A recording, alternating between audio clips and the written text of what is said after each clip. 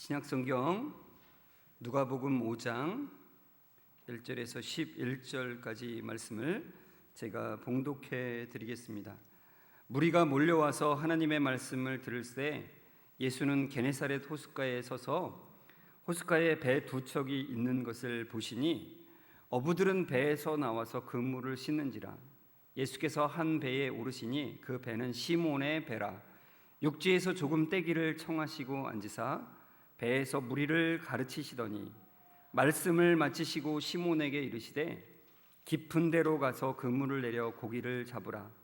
시몬이 대답하여 이르되 선생님, 우리들이 밤이 새도록 수고하였으되 잡은 것이 없지만은 말씀에 의지하여 내가 그물을 내리리이다 하고 그렇게 하니 고기를 잡은 것이 심히 많아 그물이 찢어지는지라. 이에 다른 배에 있는 동무들에게 손짓하여 와서 도와달라 하니 그들이 와서 두 배의 채움에 잠기게 되었더라. 시몬 베드로가 이를 보고 예수의 무릎 아래 엎드려 이르되 주여, 나를 떠나소서, 나는 죄인이로소이다 하니 이는 자기 및 자기와 함께 있는 모든 사람이 고기 잡힌 것으로 말미암아 놀라고 세베대의 아들로서 시몬의 동업자인 야고보와 요한도 놀랐습니다. 예수께서 시몬에게 이르시되 무서워하지 말라. 이제 후로는 내가 사람을 취하리라 하시니 그들이 배들을 육지에 대고 모든 것을 버려두고 예수를 따르니라. 아멘. 우리 옆 사람과 인사합니다. 성도님, 말씀에 은혜 되세요. 이렇게 인사합니다. 네, 오늘도 말씀에 커다란 은혜가 되시기를 주의 이름으로 축원합니다. 누가복음 5장 8절에서 10절 말씀을 보시면은 시몬 베드로가 이를 보고 예수의 무릎 아래 엎드려 이르되 주여, 나를 떠나소서, 나는 죄인이로소이다 이렇게 말을 하죠. 여기 8절에 보면은 시몬 베드로가 이를 보고라고 그러잖아요. 이를 보고, 이것을 보고 이렇게 행동하고 말을 한 건데, 시몬 베드로가 본 것은 무엇일까요? 우리가 알죠. 예수님이 깊은 데로 가서 그물을 내려서 고기를 잡으라고 이제 명령하시자 베드로가 그것을 따라서 깊은 데로 가서 그물을 내려서 고기를 잡았는데 안 잡히던 고기가 갑자기 그물이 찢어질 정도로 잡힌 거예요. 근데 이것을 본 시몬이 갑자기 예수님의 무릎 아래에 엎드립니다. 그리고는 주여, 나를 떠나소서, 나는 죄인이로소이다 이렇게 이제 고백을 하더라는 거예요. 시몬이 왜 갑자기 이러는 걸까? 좀 의문점이 좀 드셨습니까? 의문이 들어야죠. 사실 이게 좀 이상하잖아요. 왜 갑자기 죄인 얘기가 나오나? 근데 그 구절에 보면은 이에 대해서 그가 고기 잡힌 것으로 말미암아 놀랐기 때문이라고 말씀을 해요. 근데 고기 잡힌 것으로 말미암아서 왜 놀라서 이렇게 했는가? 이런 말을 했는가? 그러니까 시몬이 본 것은 고기가 잡힌 것, 그물이 찢어지도록 고기가 잡힌 것을 본 것으로 인해 놀란 것 이상의 무언가가 있다는 거죠. 그죠? 그냥 고기 잡힌 것만으로는 이럴 수가 없어요. 엎드려서 경배하면서 주여, 나를 떠나소서, 난 죄인입니다 이렇게 말할 수가 없는 거예요. 그러니까 무언가 이상의 것을 봤다는 거죠. 그게 무엇이냐는 겁니다. 자, 우선 그거를 살피기 위해서 우선 이게 어떤 상황인지를 좀 봤으면 좋겠습니다. 누가복음 5장 1절과 2절을 좀 같이 다시 한번 읽어볼까요? 무리가 몰려와서 하나님의 말씀을 들을 때 예수는 게네사렛 호숫가에 서서 호숫가에 배 두 척이 있는 것을 보시니 어부들은 배에서 나와서 그물을 씻는지라 이렇게 말씀합니다. 근데 그 4장으로 이제 앞으로 좀 가면은 4장 40절에 보면 이런 말씀이 나와요. 예수님이 밤새도록 병자를 고치셨다는 얘기가 나와요. 그러니까 예수님 지금 엄청 피곤한 상태인 거예요. 그리고서 좀 쉬러 가시려고 했는데 사람들이 예수님을 보고서 막 쫓아오는 거예요. 그러니까 지금 쉬실 수가 없는 상황이에요. 근데 그래서 밀려 가다가 예수님이 이제 그 게네사렛 호수, 이 게네사렛 호수는 갈릴리 호수의 다른 명칭이에요. 이 갈릴리 호수에 이제 오셨는데 사람들이 예수님을 보고자 그냥 예수님 말씀을 듣고자 그러 있잖아요. 너무 좋으면 막 뭔가 막 나올 것 같으면 앞자리가 최고잖아요. 그래서 서로 앞자리에 오겠다고 막 난리인 거예요. 그래서 예수님이 어떻게 이걸 찬찬히 가르치고 싶으신데 지금 막 사람들이 막 아우성이니까 딱 옆에 있는 그 어부들이 이제 그 그물을 정리하고 있는 그 두 척의 배를 이제 다 보세요. 그리고는 그 두 배 중에 한 배를 빌리시는 거예요. 내가 좀 이걸 빌리마 이렇게 하셨겠죠. 근데 그 빌린 배가 바로 누구의 배라고요? 시몬의 배라는 거예요. 자, 그래서 이제 그 시몬의 배에 이제 오르시는데 그 배에 오르시고 난 다음에 육지에서 조금 떼기를 청하시고 이렇게 3절에 나오잖아요. 그러니까 조금 떼는 거예요. 그러니까 사람들이 워낙 막 예수님 가까이 오고자 막 했던 거에서 이제는 조금 벗어나셔서 천천히 사람들에게 이제 말씀을 전하고자 하신다는 거예요. 그래서 그 배 위에 앉으셔서 잔잔하게 그러나 울림이 있는 말씀으로 이제 하나님 나라와 복음을 전하시는 거죠. 자, 근데 이런 상황에서 예수님이 시몬의 배를 빌리셨잖아요. 그러니까 시몬은 어쩔 수 없이 이제 밤새도록 고기 잡고서는 집에 이제 그물을 씻고 정리하고 집에 가야 되는데 어쩔 수 없이 그 자리에 딱 있어야 되는 거예요. 예수님이 자기 배를 빌렸으니까. 근데 이제 이때까지는 예수님이 이제 베드로라고 이름을 주시기 전이기 때문에 시몬이라고만 불릴 때예요. 그래서 제가 시몬이라고 하겠습니다. 이제 배를 내어드리고 예수님의 말씀을 듣고 있는 이 시몬은 어떤 마음이었을까 제가 좀 생각을 해봤어요. 우리는 이제 그 뒤에 얘기를 알기 때문에 이게 추론할 수 있어요. 밤새도록 고기를 잡으려고 했는데 한 마리도 못 잡은 거예요. 아무것도 못 잡아요. 밤을 새웠을 때 고기를 잡으면 그래도 그게 피곤한 게 행복해서 괜찮잖아요.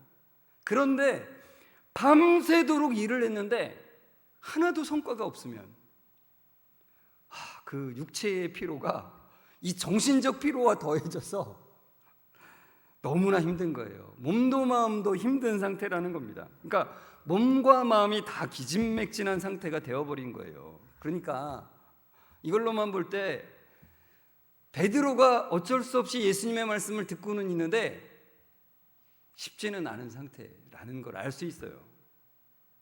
그러나 이제 시몬이 자기의 배 위에서 앉아가지고 예수님이 가르치는 거를 이렇게 다 그래도 듣는데 이분이 보통 분이 아니라는 거는 알 수 있는 거예요. 왜요? 성경에 그렇게 우리에게 말씀하잖아요. 예수님의 가르침은 서기관과 바리새인들의 가르침과 같지 않다고 했잖아요. 그 말씀에 힘이 있고 권위가 있어요. 하나님이시니까. 근데 아직 시몬은 그걸 몰라요. 이분이 어떤 분이라는 건 정확하게 알지는 못해요. 그러나 그 말씀에 힘이 있다는 것은 그 옆에서 이제 듣고 있는 거죠. 근데 예수님께서 무리를 가르치시던 그 말씀을 마치시고는 시몬에게 정말 놀라운 말씀, 명령을 하세요. 그 명령이 무엇이죠? 4절에 나오죠. 말씀을 마치시고 시몬에게 이르시되 뭐라고요? 깊은 데로 가서 그물을 내려 고기를 잡아라. 밤새도록 깊은 곳에서 물고기를 잡는 일을 했는데 아무것도 못 잡고 일을 끝낸 상태인데 그물 다 씻었는데 마무리 지었는데 근데 예수님이 고기 잡던 그곳으로 가서 다시 그물을 내리라는 거예요. 우리는 그냥 이거 읽으면은 그런가 보다 하잖아요. 근데 베드로의 입장에서 이제 이걸 잘 생각해 보면은 정말 짜증지대로예요. 짜증지대로. 정말 짜증스러운 상황이에요. 이게 밤새 헛수고를 했던 그 자리에 가서 다시 그물을 내리라는 거예요. 여러분, 시몬과 그리고 또 그와 함께한 이 어부들은 이 갈릴리 호수에서 잔뼈가 굵은 사람들이에요. 그러니까 어릴 때부터 이 고기 잡는 일을 해왔던 사람들이라는 거예요. 그러니까 이 호수를 손바닥을 꿰고 있을 정도로 다 아는 상태란 말이에요. 이 호수에서 물고기가 언제 잡히고 어디에서 잡히는지를 너무나도 잘 아는 사람들.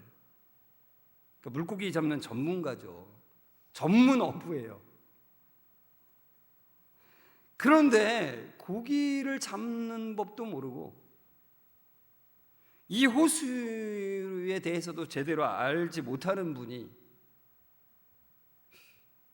갑자기 자신들이 밤새 허탕친 그곳에 가서 그물을 내리라는 거예요. 참, 이 명령을 듣고 그냥 따르기는 쉽지 않습니다. 웬만한 어부라면 아마 화를 낼 겁니다, 진짜. 그런데 시몬은 예수님이 우리에게 가르치는 그 말씀을 들었죠. 그리고 다 알 수 없는 그분의 권위를 그의 말씀에서 듣게 되죠. 그래서 그 권위를 가지신 예수님의 명령에 이렇게 대답을 합니다. 5절에 보시면 시몬이 대답하여 이르되 선생님, 우리들이 밤이 새도록 수고하였으되 잡은 것이 없지만은 뭘 의지해서요? 말씀에 의지하여 내가 그물을 내리리이다. 그러니까 예수님의 그 권위의 말씀에 따라 내가 합니다. 근데 그 앞에 뭐래요? 밤새도록 수고했을 때 잡은 건 없지만은. 그러니까 이 얘기가 무슨 얘기냐면, 예수님, 우리가요 갈릴리 호수는 잘 알거든요. 너무나도 잘 알거든요. 그런데 지난밤에 고기가 있을 만한 곳을 다 시도해봤지만 한 마리도 잡지 못했습니다. 제 생각에는 아마도 지금 내려가면, 지금 가서 거기에 그물을 내리면 허탕칠 게 뻔합니다. 헛수고일 게 뻔합니다. 그럼에도 불구하고 예수님이 말씀하시니 그곳에 가서 그물을 내리겠습니다. 여러분, 시몬의 생각으로는 헛고생이에요. 당연합니다. 원래 고기들은 이제 시몬이 본 거는 그거죠. 고기들은 낮 시간에는 아주 서늘한 심해로 들어가는 거예요. 그리고 물고기들이 먹이를 찾아서 수면으로 올라오는, 이제 보통 밤에 올라오는 거죠, 여기는. 그러니까 지금은 가도 물고기들이 올라올 시간이 아니라는 거예요. 그렇지만 베드로는 헛수고일 게 뻔하지만 예수님의 말씀이시니 그 말씀을 따라서 그물을 내립니다. 그랬더니 놀랍게도 그물이 찢어질 정도로 물고기가 잡힌 거예요. 2배에 가득 담길 정도로. 베드로의 배뿐만 아니라 동료한테 빨리 오라 그래서 거기에 실을 실어야 될 정도로 너무나 많이 잡힌 거죠. 여러분, 베드로의 당황스러움을 아시겠어요? 이게 무슨 일이냐? 세상에 이런 일이 다 있나? 그런 당황하면서 물고기를 끌어올려 배에 채우죠. 얼마나 당황스러우면서 이거를 했을지가 눈에 보여요. 그러니까 베드로는 자신은 전문가이고 예수님은 비전문가라고 하는 태도를 가졌어요. 분명히. 예수님이 아무리 뛰어난 분이어도 이것만큼은 내가 잘 안다고 생각을 했던 거예요. 여러분, 우리도 그렇죠. 그죠? 하나님은 전지전능하시다라고 우리가 말하고 고백하면서도 내가 오랜 경험과 지식으로 터득한 분야에는 내가 전문가라고 생각하는 게 우리들이에요. 그런데 하나님은 그런 생각을 뒤엎어버리세요. 그러니까 이것을 본 거예요, 시몬이. 그래서 너무나 놀라서 이렇게 말을 하는 거예요. 예수님의 무릎 앞에 엎드려서 말하는 거예요. 주여 나를 떠나소서. 나는 죄인이로소이다. 이렇게 고백을 하는 거죠. 그가 한 말이 앞뒤가 안 맞는 말 같은 거예요. 이상하다는 거예요. 어떻게 보면 그렇잖아요. 고기가 많이 잡혔으니까 와, 정말 너무 기뻐가지고 야, 진짜 제가 전문가인 줄 알았는데 예수님이 전문가셨네요. 앞으로도 많은 조언 부탁드립니다. 뭐 이렇게 말할 수 있잖아요. 예수님, 제가 고기 저보다 이렇게 놀라우신데 저희 자문위원으로, 저희 어부 조합의 자문위원으로 좀 모시고 싶습니다. 뭐 이렇게 말할 수 있잖아요.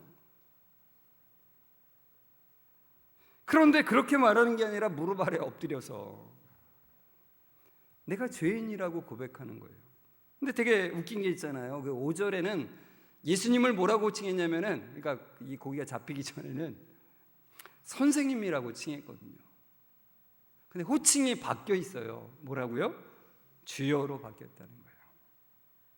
그러니까 이것들을 볼 때 무엇을 알 수 있냐면, 베드로가 놀란 거는 단순히 물고기를 잡은 것 때문이 아니라, 많이 잡은 게 때문이 아니라 이것을 가능하게 하신 그분에 대한 놀람이라는 거예요. 시몬은 깨달은 거예요. 깊은 데로 가서 그물을 내리라고 하신 이분은 인간을 초월하신 존재임을 깨달은 거예요. 그러니까 시몬은 하나님의 임재를 목격한 겁니다. 하나님을 만난 거예요. 그러니까 좀 전까지만 해도 내 앞에 계신 분이 그냥 선생님 정도의 분이었는데, 그냥 선생님 정도의 그런 분이 아니라 이분이 하나님이시라는 것을 깨달은 거예요. 그러니까 그것을 깨닫자 그의 마음에 두려움이 엄습했어요. 여러분, 구약에도 하나님을 만나고서 두려움에 휩싸인 인물이 나와요. 온몸이 굳어버렸던 사람이 한 명 나와요. 그게 누구냐면 이사야예요. 이사야 6장 5절 같이 읽을까요? 그때 내가 말하되 화로다 나여 망하게 되었도다. 나는 입술이 부정한 사람이요 나는 입술이 부정한 백성 중에 거주하면서 만군의 여호와이신 왕을 배웠음이로다 하였더라. 그래요. 이사야는 알고 있는 거예요. 하나님을 만나면 죽는다는 걸 알아요. 그래서 이사야가 뭐라고 말하냐면 나는 망했구나, 나는 이제 죽었구나라고 이제 말씀하는 거죠. 그러니까 이사야는 하나님 앞에서 자기의 부정함을 보게 됩니다. 그러니까 그 부정함을 보고, 그 거룩하신 하나님 앞에 나의 부정함을 보고 그것 자체로 너무나 두려움에 휩싸이는 거예요. 이사야는 거룩하신 하나님 앞에서 자신이 얼마나 심각하게 죄로 물든 인간인지를 보는 것입니다. 심판받아야 마땅한 인간임을 너무나도 적나라하게 보는 거예요. 제가 여러분에게 다시 한번 좀 묻고 싶은 게 있어요. 예전에 영화 이 포스터를 여러분에게 보여드리면서 물어봤는데, 여러분이 좋은 사람이냐고 묻는 건 아니고 이 물음이에요. 여러분이 접하는 사람이 좋은 사람과 나쁜 사람으로 자동적으로 나눠지죠. 그죠? 자동적이에요. 그러니까 세상의 잣대로는 좋은 사람과 나쁜 사람으로 나눠져요. 분명히. 그렇죠. 뭐 드라마를 보든 영화를 보든 좋은 사람과 나쁜 사람으로, 요즘에 뭐 그거를 경계를 막 허문다고 하는데, 아무튼 우리 마음속에 좋은 사람과 나쁜 사람으로 나누죠. 그런데 성경의 관점은 무엇이라고요? 하나님 앞에서 이 세상에 좋은 사람은 아무도 없다는 거예요. 성경은 말씀하잖아요. 의인은 하나도 없다라고 말씀. 그런데 성경이 또 뭐라고 말씀하냐면은 나쁜 사람은 두 종류로 나눠진다는 거예요. 그 두 종류가 뭐냐면은, 한 부류는 그 나쁨을 인정하고 고백하는 자와, 끝까지 인간의 잣대로 나는 나름대로 괜찮아, 저 사람보단 나아, 이렇게 생각하며 사는 사람으로 나눠진다는 거예요.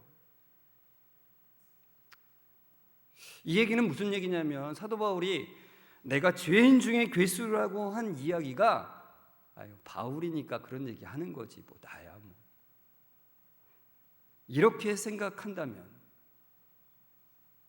그렇게 생각하는 나는 하나님을 아직 안 만났을 가능성이 매우 크다는 거예요. 여러분, 저는 분명히 말씀드렸습니다. 혹여라도 나중에 이걸 전해준 사람이 없다고 원망하지 않으셨으면 좋겠어요. 저 굉장히 많이 말했거든요, 여러분에게. 내가 십자가에 달려서 죽는다 해도 아무런 억울할 것이 없는 죄인이라는 것에 대해서 깨닫지 못하면, 그게 들어서 지식으로 그냥 고백하는 그런 게 아니라 진짜 내 마음속에서 온전하게 깨달아지지 않으면 그거는 예수님하고 전혀 상관이 없는 사람이라는 걸 좀 분명히 말씀드렸어요. 그러니까 하나님을 만난 자는 자신의 부정함을 적나라하게 볼 수밖에 없는 거예요. 뼛속까지, 내 마음의 깊은 곳까지 죄로 얼룩져 있고 물들어 있다라는 것을 볼 수밖에 없다라는 거예요. 그러니까 세상적인 관점으로 그런 게 아니에요. 여러분, 죄의 본질은 자기 중심성이라고 했잖아요. 그러니까 이 자기 중심성은 세상의 잣대로는 그리 큰 문제가 안 될 수 있어요. 그렇잖아요. 여러분이 이기적이라고 해서 저 못된 인간 이렇게는 볼 수 있지만 잡아가다가 감옥에 쳐놓고 이러지 않잖아요. 이기적이라고 해서 큰 문제가 안 될 수가 있어요. 그런데 하나님 앞에서 자기중심성이라고 하는 것은 얼마나 심각한 것인지를 보게 된다는 거예요. 하나님을 만난 사람은. 베드로는 지금 하나님을 앞에 두고 그걸 본 거예요. 이사야처럼. 그래서 두려움에 휩싸일 수밖에 없었습니다. 그런 두려움에 휩싸인 이 시몬에게, 하나님 앞에서 죄덩어리임을 인식하여서 두려워하는 이 시몬에게 예수님은 말씀하시죠. 무서워하지 마라. 무서워하지 마라. 이제 후로는 네가 사람을 취하리라. 그렇게 말씀하세요. 여기서 취하다라고 하는 말이 뭐냐면 헬라어로 조그레오라고 하는 말이에요. 조그레오. 이 조그레오라고 하는 말의 뜻은 뭐냐면 생포하다라고 하는 뜻이에요. 그 디모데후서 2장에도 이 단어가 쓰였는데 거기서는 사탄에게 사로잡히다라고 이제 표현이 돼 있어요. 그러니까 생포대에서 사로잡히는 게 바로 이 조그레오예요. 그러니까 예수님께서 시몬에게 말씀하신 건 이런 거죠. 시몬아, 이제 너는 사탄에게 사로잡혔던 사람들을 사로잡아 생포에서 그리스도께 속하는 사람들이 되게 하는 그런 사람이 될 것이다. 여러분, 베드로에게 이제까지의 최대 관심사는 뭐였어요? 고기 잡는 거예요. 어떻게 하면 고기를 잘 잡아서 잘 먹고 잘 살까죠. 그러나 이제는 달라졌어요. 하나님이신 예수님을 만남으로 그의 관심사가, 주 관심사가 달라진 거예요. 하나님이 그의 최대의 관심사이고 사람이 그의 최대의 관심사가 되었다는 겁니다. 예수님의 말씀을 듣고서는 시몬과 야고보와 요한은 배와 그물을 버려두고 예수를 따릅니다. 이게 쉬운 일이에요. 자기들이 평생 가장 소중하게 여기던 배와 그물, 도구들을 다 버리고 예수를 쫓는 게 쉬운 일이 아니죠. 가장 가치 있는 것들을 내려놓고 예수님을 따라갑니다. 누가복음 14장에 예수님을 따르는 것에 대해서 예수님께서 설명한 것이 있어요. 누가복음 14장 26에서 27절인데요. 같이 읽어볼까요? 물은 내게 오는 자가 자기 부모와 처자와 형제와 자매와 더욱이 자기 목숨까지 미워하지 아니하면 능히 내 제자가 되지 못하고 누구든지 자기 십자가를 지고 나를 따르지 않는 자도 능히 내 제자가 되지 못하리라. 예수님의 제자가 된다는 것은 예수님을 따르는 것을 말해요. 예수님을 따르려면 어떻게 해야 된다고요? 미워해야 되는데 누구를 미워해요? 자기 부모를, 자기의 처자식을, 자기의 형제자매를 미워해야 된대요. 지난번에 8월 강의 중에 제가 말씀드렸잖아요. 믿지 않는 사람들이 이 구절 보고서는 봐라 막 이러면서 이런 걸 믿냐 막 이런다 그랬잖아요. 근데 여기서 이제 미워한다라고 하는 의미를 잘 알아야 된다고 제가 말씀드렸는데 무슨 의미라고요? 덜 사랑한다는 의미라고요. 덜 사랑하지 않으면. 그러니까 이 얘기는 그거예요. 예수님보다 다른 것을 사랑한다면 그것은 주님을 따르는 게 아니라 다른 것을 따르는 것이다. 이런 말이에요. 예수 그리스도가 너의 마음속에서 가장 가치 있는 자리에 있지 않다면 너는 예수님의 제자가 아니라 다른 것의 제자이다라고 말씀하는 거예요.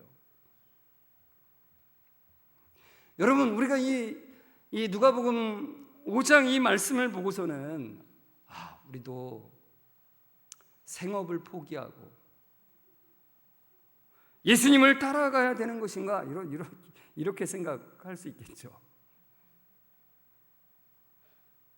너희도 당장 생업을 내려놓고 다 버리고 예배당에 나와 막 이렇게 그렇게 조장하는 분들이 있죠. 근데 물론 우리가 생업을 내려놓고 가야 할 때가 있어요. 선교사님들도 다 그런 거죠. 그렇게 가야 할 때가 있습니다. 그러나 일반적으로는 주님께서 이 말씀을 통해서 우리에게 물으시는 거예요. 뭐라고 물으세요? 너의 진짜 주인은 누구냐? 너의 마음속에 가장 가치를 두고 살아가는 것은 뭐냐?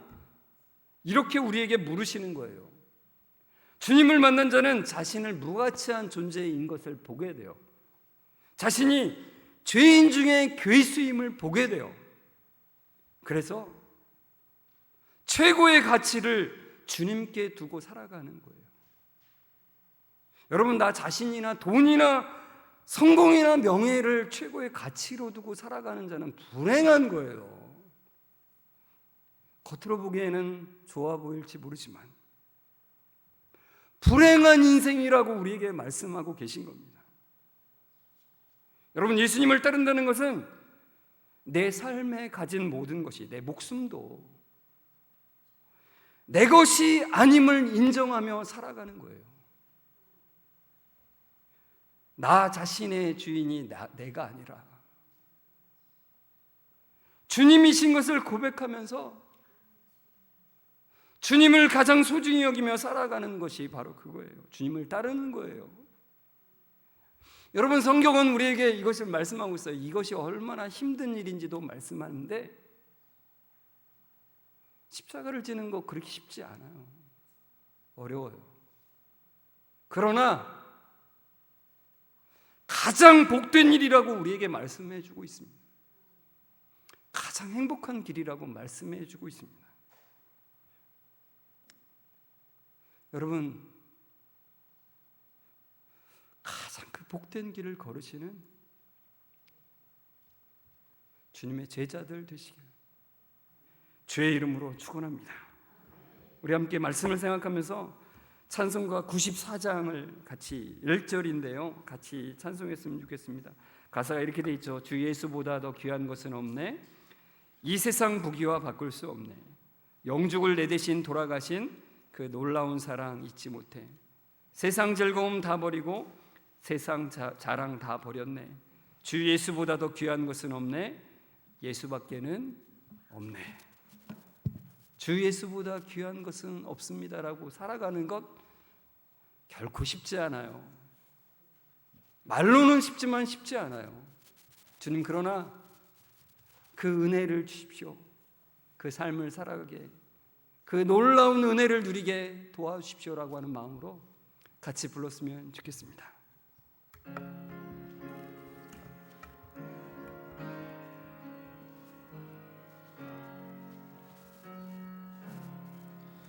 주 예수보다 더 귀한 것은 없네. 이 세상 풍기와 바꿀 수 없네. 영축은 내 대신 돌아가신 그 놀라운 사랑 잊지 못해. 세상 즐거움 다 버리고 세상 사랑 다 버렸네.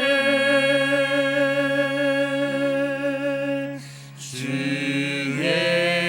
예수보다 더 귀한 것은 없네. 예수 밖에는 없네. 다시 한번 주 예수보다 더 귀한 것은 없네. 주 예수보다 더 귀한 것은 없네. 이 세상 부귀와 바꿀 수 없네. 이 세상 부귀와 바꿀 수 없네. 영죽은 내 대신 돌아가신 영축은 내 대신 돌아가신 그 놀라운 사랑 잊지 세상 즐거움 다 버리고 못해. 세상 즐거움 다 버리고 세상 사랑 다 버렸네. 주 예수보다 더 귀한 것은 없네. 예수 밖에는 없네. 전능하신 하나님, 오랫동안 인내하시면서 우리를 기다리시니 참으로 감사드립니다. 하나님을 떠나서 다른 것으로 만족하며 살아가는 것에 익숙한 목마른 인생들입니다. 예수님보다는 다른 것에 가치를 두고 살아가는 데 익숙한 인생들입니다. 주 하나님 불쌍히 여겨주시고 매일매일 하나님 앞에서는 은혜를 주옵소서. 그래서 하나님을 보고 우리 자신을 적나라하게 보게 하여 주옵소서. 하나님 앞에서 우리가 어떤 존재인지를 매일매일 보고 하나님만 의지하고 바라보는 그 은혜를 허락해 주옵소서. 주 예수보다 귀한 것은 없다고 고백하며 살아가는 순간순간이 되게 하여 주옵소서. 영영 죽을 죄인 중에 괴수인 우리를 위해 대신 죽으신 예수님의 이름으로 기도드리옵나이다. 아멘. 우리 주 예수 그리스도의 은혜와 하나님의 사랑하심과 성령님의 교통하심이 주 예수보다 더 귀한 것은 없음을 고백하며 나아가는 우리 모든 성도들과 그 가정 위에 지금부터 영원까지 함께 있을지어다. 아멘. 아멘.